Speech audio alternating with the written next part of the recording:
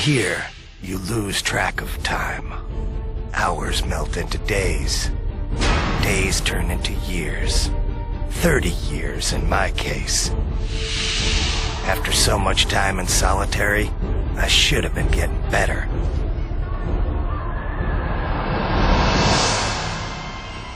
But in my heart, I always knew there was no cure for what happened to me. But I kept on hoping.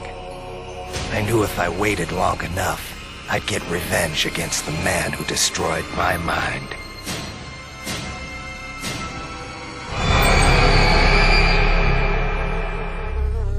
But I could only wait so long. Every day, the visions got worse. Soon I wouldn't be able to tell reality from my nightmares. But then, my life changed. He called himself Calypso. He said he ran a contest. Winner take all. In my case, first prize meant getting even with the man who stole my sanity. How could I refuse? I agreed to play.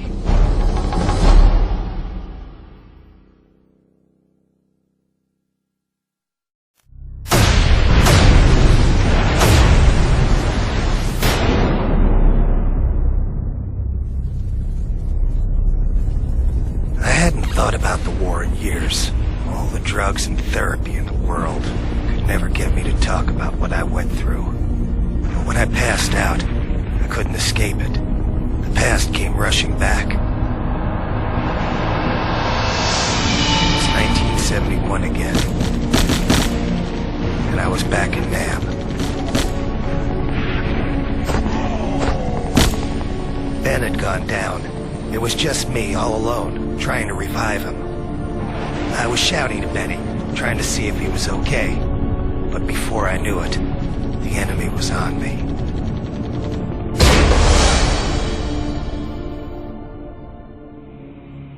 They put us into some stinking hole, 25 feet below the ground. Benny was in bad shape. I didn't know how long he was gonna hold out. Seems like forever I was screaming for someone to come and help him. Then one day, we had a visitor.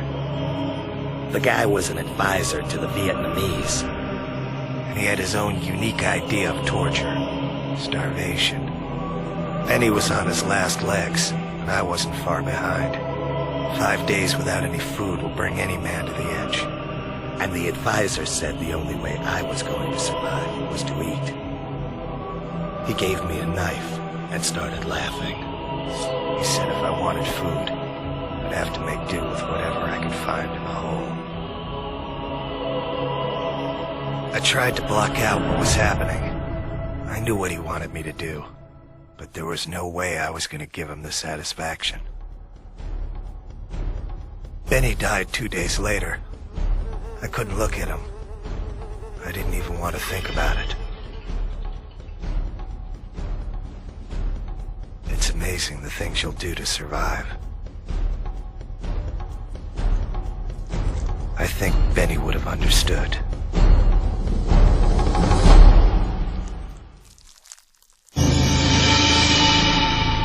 They say the mind bends and twists in order to deal with the horrors of life. I think my mind bent so much it snapped in two. When a platoon of GIs freed me 2 weeks later, they tried to take the helmet off. I killed 4 of them before they took me down. After that, they shipped me back to the States and put me in the asylum.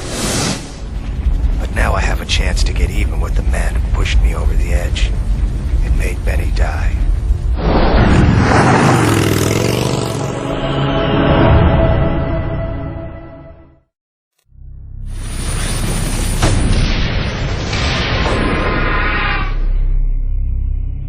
I'd done it.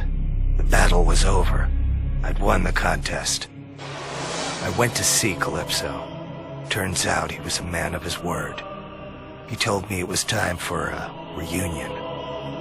After all these years, the advisor looked exactly the same. He didn't know who I was, but I recognized him. I'd been seeing his face in my nightmares for 30 years. Calypso had one more special prize for me.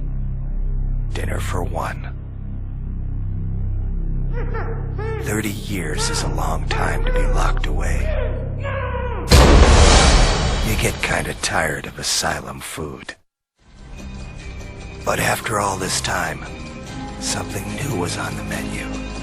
As much as I hated to admit it, over the years I developed a special craving for human flesh.